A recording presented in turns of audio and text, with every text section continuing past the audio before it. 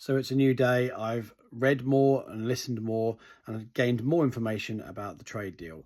And here's my thoughts about it today. Firstly, I think it could be an opportunity for farmers, especially for the export market, because there's a lot of produce here in this country to go to the USA, and it could be marketed properly, and it could be a really good thing for us. So fingers crossed on that one. We'll keep our eyes on what's going on there.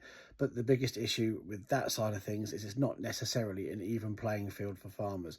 In this country, we have so much with our own costs, regulations, and obviously the inheritance tax issues we've been having, that it might not be a level playing field going into the US market. So we need to make sure that we remain competitive. So that's my only sort of flaw with that. But for us as producers of dairy, meats, and all other sorts of things, it could be a really good way of getting our produce into the US.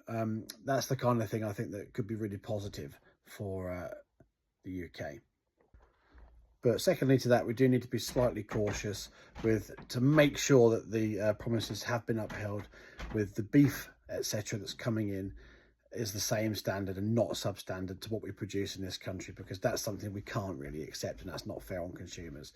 So that's one thing I would be looking into slightly as a slight issue there.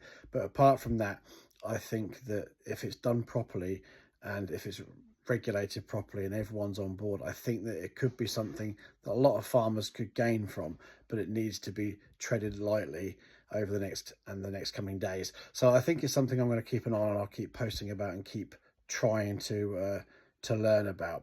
So yeah, I think all in all, I don't think it's as bad as what people were thinking prior to, but it's early days, and so we're going to keep an eye on it.